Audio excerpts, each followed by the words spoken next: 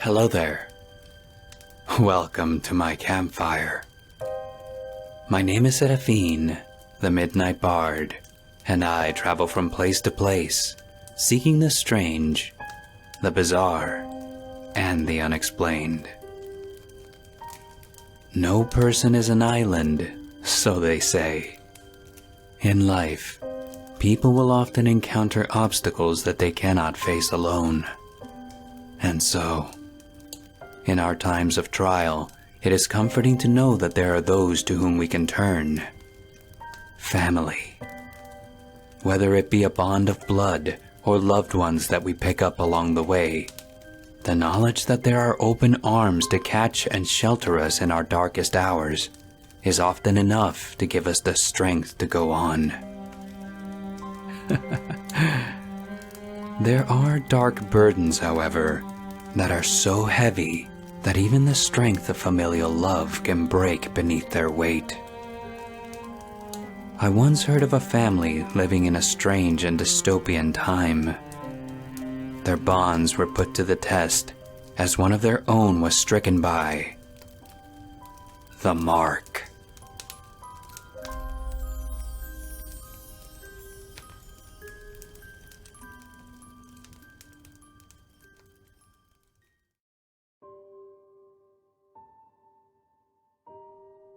It didn't matter that killing someone with the Mark gave you an extra 5 years to live. There was a silent agreement between us that if one of us got the Mark, the other wouldn't do it. Instead, we would protect the other for as long as possible, share what little moments we had left, until someone from the outside realized why we were hidden in our house for so long and decided to take the kill for themselves.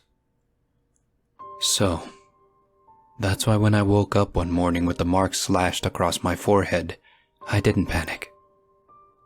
I knew I'd die soon, but I also knew that my husband would protect me for as long as he could, and I would die happy, knowing he didn't exchange my life for his. I would die after saying one last goodbye to my husband and son. My little baby would be upset, confused, and lost for a while. He would ask, "Where's Mom? And When's she coming back?" After all, it's natural for 10-year-olds to miss their mother.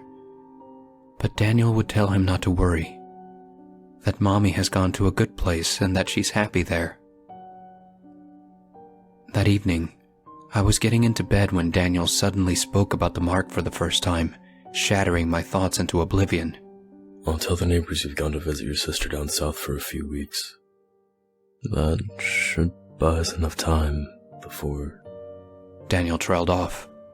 His unspoken words hung in the air between us. Before they find out what I'm hiding. Before they kill me. I nodded absent-mindedly. Daniel enveloped me into his arms. "I'll always love you," he whispered into my hair. "And so will Max." "You'll look after him, won't you?" I suddenly had an urge to know that I wasn't leaving him unprotected or alone. I bunched up Daniel's shirt in my fists. "Tell me you'll protect him." "I promise, Maya. I will always protect him." Satisfied, I released his shirt and nestled my head in the familiar crook of his shoulder before drifting into a soundless sleep. I didn't know that this would be the last time I would ever sleep. I woke up suddenly to a dark shadow looming over me. I barely had time to register that the person was holding a knife in their hands, the sharpened edge glinting in the moonlight, before it plunged into my heart, twisting into my organs. I spluttered in shock as warm blood trickled out of my lips. The shadow stepped into the pool of light, and the last thing I ever saw were tears in his eyes. Surprise and betrayal surged through me as I struggled to hold on to the thin string of consciousness. He spoke so quietly, I could barely hear his trembling voice, but I didn't miss the words as I was finally enveloped into darkness, the shadow of death embracing me in its arms. I'm sorry, Mom."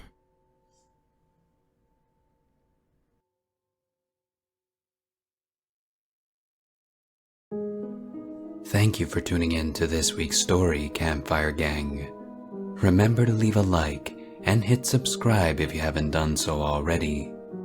If you are enjoying my content and would like to help support the channel, please check out my Patreon link in the description, like these honorary bards. Also, be sure to check out the author's links in the description to see more of their work, or to contact them and tell them how much you enjoyed their story. Be safe out there, friends. I look forward to meeting you again by the light of the campfire.